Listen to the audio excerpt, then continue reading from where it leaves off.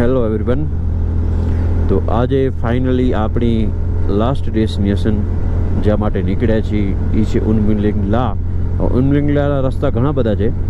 ઉનમિંગલા પહેલાં તો તમને કહી દઈ, દુનિયાનું સૌથી ઊંચો મોટર રોડ જેને કહી શકીએ.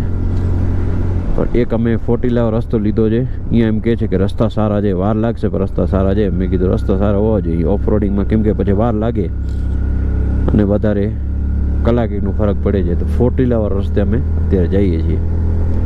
અને સવારથી મારી તબિયત ખરાબ છે, માથું દુખે છે, વોમિટિંગ બી થઈ, તો એટલે હું બધાથી પાછળ હાલું છું. અત્યારે વીક તો ફીલ ન થાય, પણ માથો ચકરાય છે. હવે કરે ભગવાન ત્યાં કાંઈ ઇસ્યુ ન થાય. ઉનમિંગલા ઉપર ઓક્સિજન સિલિન્ડર તો સાથે જ લઈને હાલી છે, જોઈએ.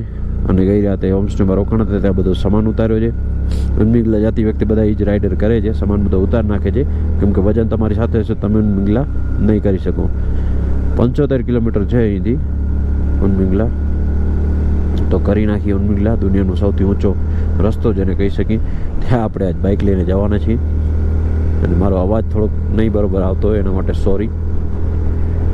હાલત ઘણી જ ખરાબ છે, પણ તો હું વ્લોગિંગ કરી રહ્યો છું, કેમ કે તમને આ બધા ફૂટેજ જોવા જોઈએ, તમે આ મિસ ન કરો એના માટે. બાકી મારી જરાય હાલત નથી, એટલે તમે સવારનો ફેસ બતાવીને વ્લોગ નથી સ્ટાર્ટ કર્યો.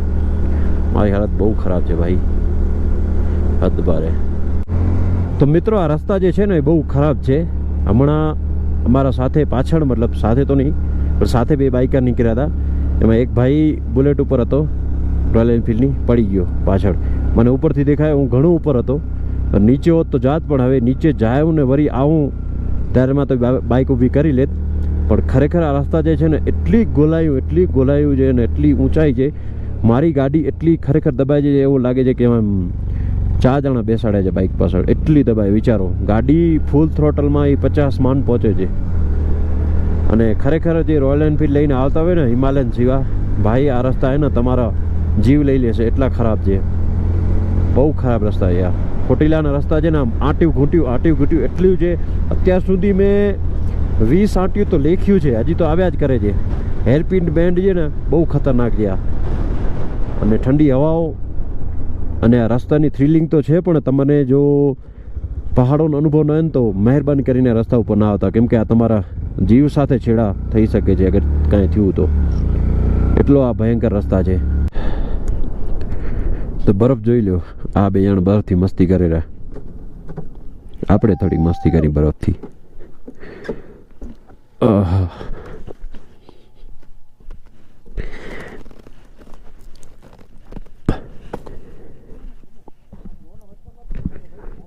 શરીરમાં ઓક્સિજન ઓછો થઈ ગયો છે, મને ફીલ બી થઈ રહ્યું છે.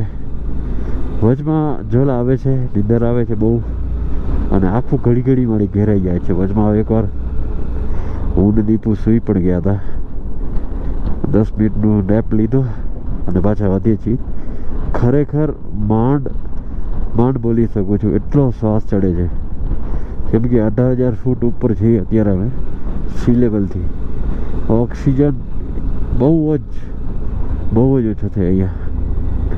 સામે તો તમે વ્યૂ જોઈ લો, હિમાલયના બર્ફીલા પહાડો. અને હવે આપણે नीचे उतरी रहे थे. नीचे ढाबे जैसा कुछ दिख रहा है. जय भाई वैसे सबसे आगे हैं और दीपू उसके पीछे और मैं सबसे लास्ट में, क्योंकि इतनी ज़्यादा मुझे नींद आ रही है ना. आँखों घेराए गुजराती में कहीं तो, અને ઘેન ચડે, ખબર નહીં શું કામ, હદ બારે. અને ખરેખર આ સિચ્યુએશન એવી ખરાબ છે, તો તમે જરાક ધ્યાન ના રાખો તો બાઇક સીધી ખાઈમાં જાય એમ છે. માંડ એટલે માંડ કંટ્રોલ કરું છું, કે ઘડી મારી આંખ લાગી જાય છે. ખાસ કરીને ગોલાઈ ઉપર જ્યારે આમ ખાઈ આવે છે ને ત્યારે તો ખાસ ધ્યાન રાખવું પડે છે. બહુ ખતરનાક સિચ્યુએશનમાં છું અત્યારે.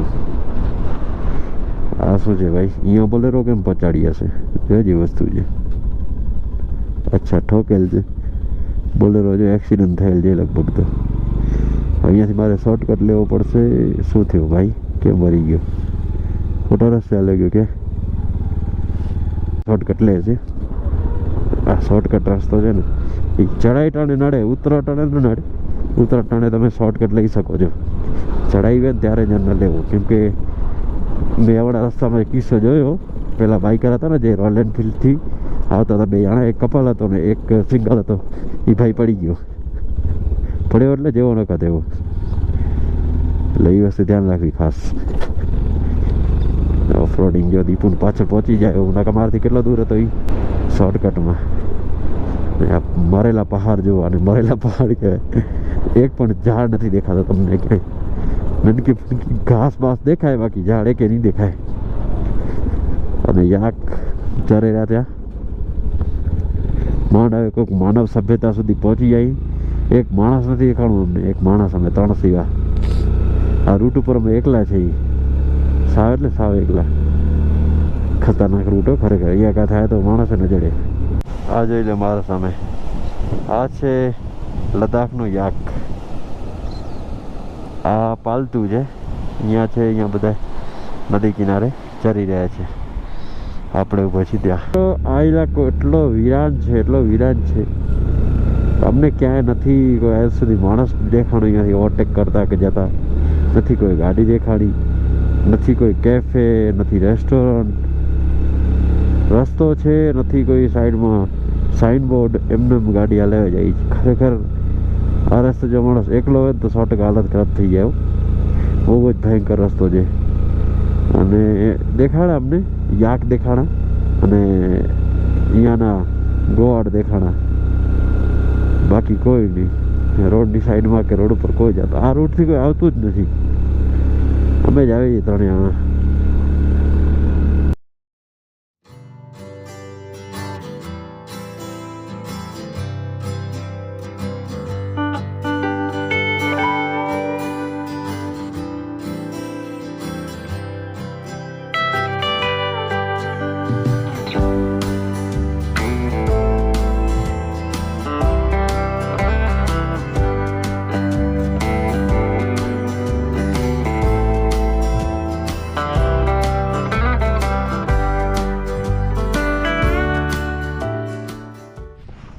ऊंची जगह निगला पर पहुंच गया यहाँ पे.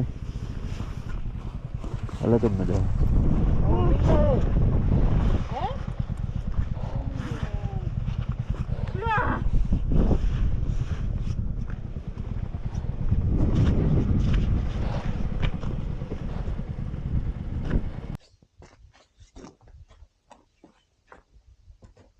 તો યારો સપનું પૂરો થઈ ગયું હોય અને કચ્છ ડ્રાઈવ કરી 31,050 કિલોમીટર કે 80 કિલોમીટર ડ્રાઈવ કરી અને ठेठ दुनिया जे मेडिन ऊंचे रोड जिनके चवा जे उनमिगला पास ते यो पा અને ખરેખર જે મજા જેતી ગાલ છડ્યો ઇનેરો ये पांचो उनमिगला पास અને ખરેખર હરેક ટ્રાવેલર બાઇકર જો સપનું હોય તો કે બાઇક કરીને પોતાના ઘર से એતે અચે તો પાપડ એતે આયા સી ને ખરેખર ઘણી મુસીબતો પાર કરી અને ઉનમિગલા અચી અને વિડિયો બનાય અને એતે ઉભી ને રાડો કરે છે અલગ જ મજા આવે.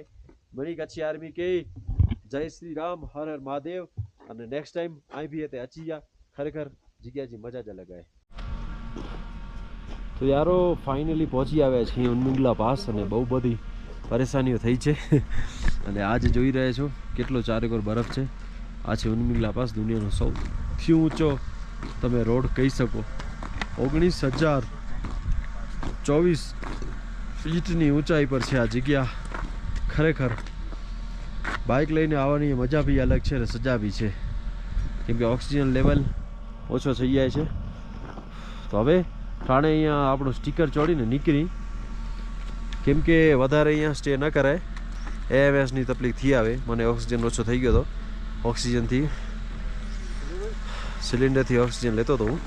તો ચાલો હવે જલ્દીથી નીકળી. અમારો સ્ટ્રગલ, અમારી યાત્રા પસંદ આવી હોય તો બધાને જય જી રામ, જય શ્રી રામ. અહીંથી શ્વાસ ચડી રહ્યો છે, એનું કારણ છે ઊંચાઈ ઘણી જ છે, ઘણી બધી ઊંચાઈ છે યાર. આ તમે ધારી ના શકો. એવરેસ્ટ બેઝ કેમ્પથી ઊંચા નહીં આપે. Everest base કેમ્પથી